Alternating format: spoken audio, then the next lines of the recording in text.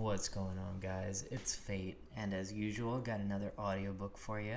This is going to be a smidge different from our typical approach because in most cases I approach a book that we haven't really touched on in terms of a series, and generally this is also true of the author. It's an author I might not even be familiar with in terms of any of their works so far. Now, this is the exception. This is Andrzej Sapkowski's Witcher, The Tower of the Swallow, also released as The Tower of Swallows. It's the same book, and it is narrated by the gentleman Peter Kenny. So I want to, of course, note some accolades here. Andrzej Sapkowski is an award-winning Polish fantasy author. He has won several awards for Lifetime Achievement and Polish fantasy and fantasy as a whole. Meanwhile, we have our narrator, Peter Kenny. He has at least won Audiophile Awards and has been credited as performing for charities. In fact, let's talk about Peter Kenny's professional background. It's a very interesting, multifaceted, performative career. So Peter Kenny graduated with a bachelor's in drama from his university. He also has narrated at least 50 audiobooks by now. In the earlier part of his career, he was even a puppeteer. And his introduction into audiobook narration was for the charity program Listening Books, which is really honorable, really remarkable. And his experience actually includes at least 50 unique audiobooks, and sources that may or may not include repeats list upwards of 300 titles. So it would take a little bit of effort to get an exact number, but Peter is definitely cranking out the audiobooks after his introduction into this chapter of his career. I want to talk about Peter Kenny's strengths here. I've listened to the gentleman for 5 books in the Witcher series, and I've absolutely loved the vast majority of his technique. And I would say that whether it is more to the credit of the Witcher audiobooks being somewhat unique books at base in text, or Peter Kenny being a unique type of performer, or some combination of the two, we get some really interesting aspects to Peter Kenny's performances. Now, in terms of strength, there's amazing consistency across books. Characters do have the ability to change. He accounts for the changes and developments such as age and major injury to the characters, but across several books, they end up sounding consistent, which is a huge accolade in and of itself, a very professional degree of quality. But then going past that, the quality has nuance that brings it to an upper echelon of enjoyability. There's modulation, of course, but there's also emotional representation and even performative acts in character, such as singing in character, which is very enjoyable and very unique and almost a slap to the face if you're not expecting it at first. There's also an enjoyable degree of breadth in his types of prose narration that can vary between a quaint and melodious narration for more whimsical scenes, which are a great contrast in The Witcher because they also pair with these cutting and intense scenes which get a more dark narration, a dark tone, and a more cutting performance of the reading of the prose. In terms of the dialogue, it is full of emotion, but as well it's full of consistent accents that vary between a huge breadth of UK-based accents, as well as accents that I was picking up in Iberian or Germanic type of accent family, peppered in for effect, and it's very helpful in creating this sort of sense of an outside individual, a traveler from afar, because that is a theme within the Witcher universe. There's also a lot of impressive performance on a masculine to feminine continuum. Peter Kenny is capable of both modulating his pitch and varying his inflections for the effect. we do have a good handful of characters described as exceptionally androgynous within the Witcher universe, and he does a really interesting creative approach to it that is respectable and believable for those characters. That said, Peter Kenny is a human being, like basically every other narrator that we've covered. There are some drawbacks and quirks. I have noticed that across the several books, many minor character voices have this major overlap or practical repetition. If a character has little to no time to develop and become a standout character, it may not get a standout voice. Now, that is reasonable, but it can almost jostle you.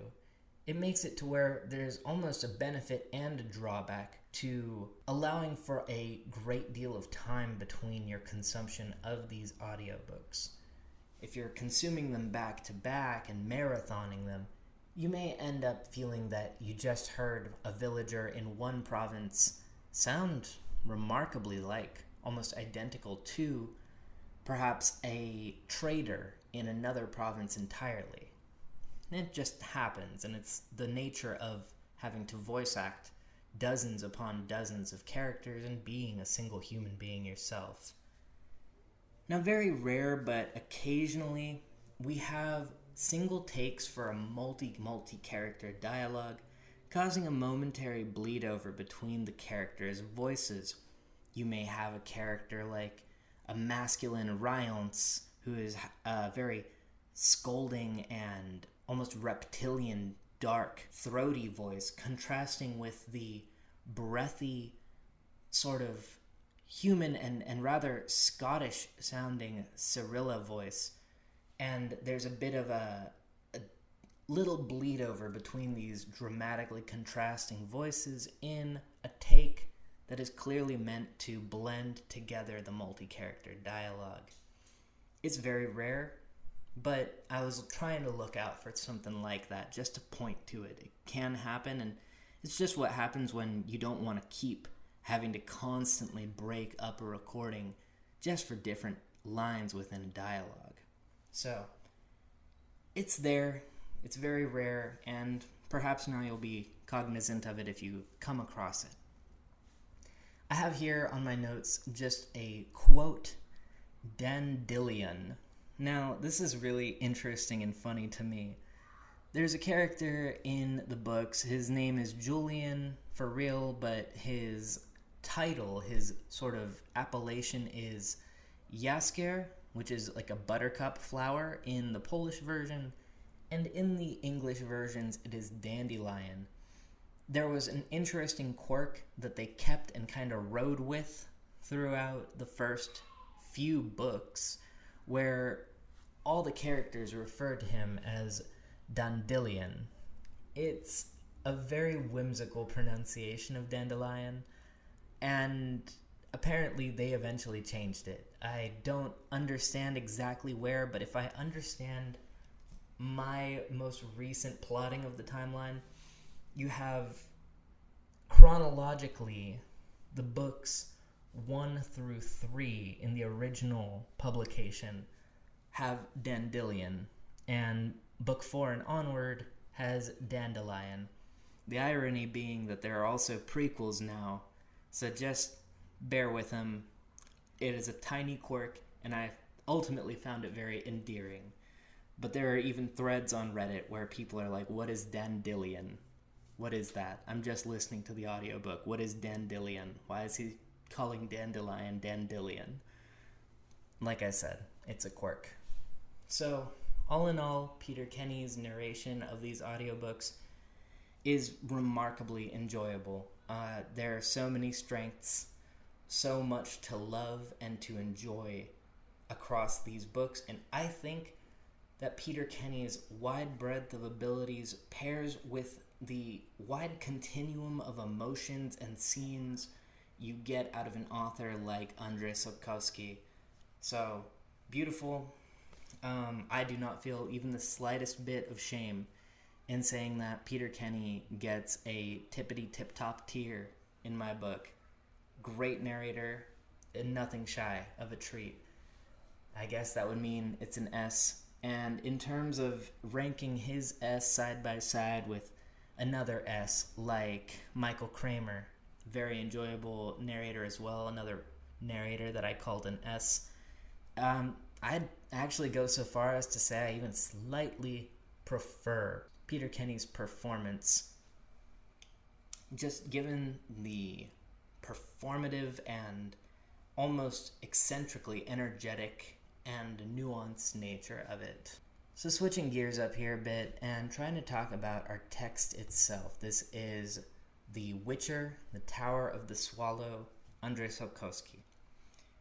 In terms of these books, they have come a long way and changed a lot from the very first installment. You get so much more emotional development, character relation development, questions of philosophy, questions of ethics, all getting built on more and more, growing to be a more intricate and convoluted discussion. And it is beautiful, but that is why I need to preface that under no circumstances do you go and pick this book up for your first introduction into the Witcher series.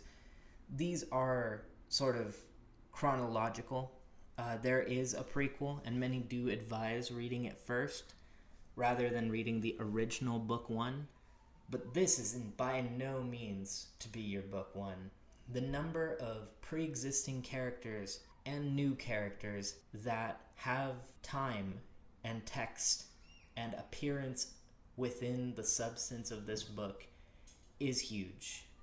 I felt that there were dozens of characters that were old news and coming back up, and there were tens of characters that were just altogether completely brand new faces, and they got considerable amounts of representation development throughout the text. It is a bit disorienting, and at times I actually was questioning whether I liked this book compared to the other Witcher books, if this was even close to as likable of a book. I ultimately did have to go back and just reapproach some chapters. I felt like I was getting so lost, and I just had to make sure that I gave the book my full attention and really tried to parse things, even slow it down. And I also wanted to contextualize the situation in the book by noting an important fact. This is not really a spoiler, but you're gonna get like 5 at least separate perspectives, and there is a bit of a chronological disparity in those perspectives. So don't blink. Just try to give it your all in terms of engagement and attention, because a very fun sort of mental dance, a little bit of a fun obstacle course for you, and it can be very engaging and enjoyable too.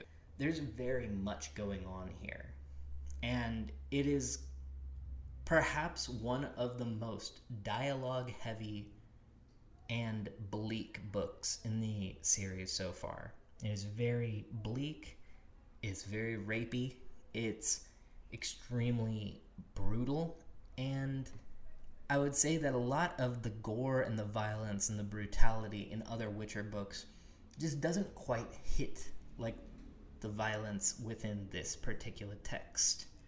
So, fair warning there that this is perhaps one of the more traumatic books throughout the entire series. And I don't just say that because our lovable Witcher girl gets a scar on her face essentially at the very start of the book.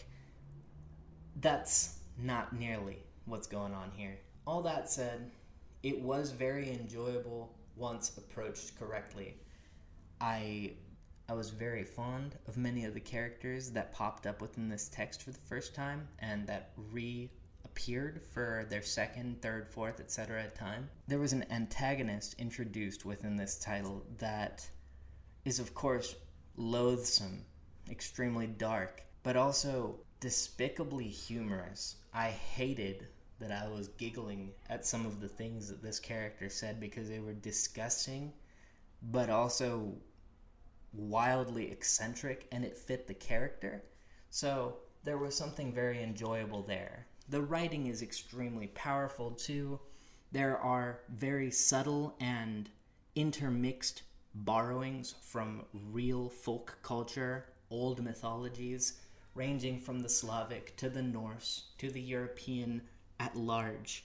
There is a great deal of parallel between real life political happenings, historic atrocities, and stories of cultural loss and tragedy. There are parallels with modern espionage and the propensity for major events to be misunderstood by the masses, skewed by those who are interested in disinforming the masses, and the cycles of violence, brutality, vengeance, political redemption, crooked justice, and so on. It is an interestingly real, grounded, and human book as much as it is fantastical and wild and interesting, just as a concept, a thought piece. In terms of the fantastical and more supernatural elements of Witcher books, this one is one of the lesser. There is a lot more grounded in reality throughout this entire text. Magic really takes a back seat, whereas I feel that there are some books where it is much more center stage, much more discussed, developed, and crucial to the plot. But this is very much a different type of book. I appreciate that type of dynamic range in the series. However, I took a break from plotting through the Witcher series and all of the main texts within the Witcher family of books and texts, and this was perhaps a somewhat blah one to come back to if you were hoping for anything fantastical, anything magical and mystical. This actually does a great job of contrasting from those other books in the series, but it is almost a little too real and a little too low fantasy. And I do find that that's a beautiful aspect of this book in general, and of all of the Witcher books, is a sort of tendency to be more low fantasy and less grounded and less cemented in the crazy and the wild. But I feel just as much reasoning to adore it as I feel a reasoning to be somewhat disappointed after having so many books back to back that I've consumed that are essentially grounded in fairly low whimsicality and real situations and very realistic happenings. All that being said, any occasion where I get to read one of these Witcher books is a treat. Any one of these audiobooks narrated by Peter Kenny is a treat as well. So, as you can guess, I loved it, and I'm really glad that the community, which I threw out a little poll for, voted for me to check this one out. So to all of you who may have been aware of that poll or may have just stumbled upon this video and are watching it now, well, thank you. And I really appreciate the chance that I get to do this with all of you. So stay tuned.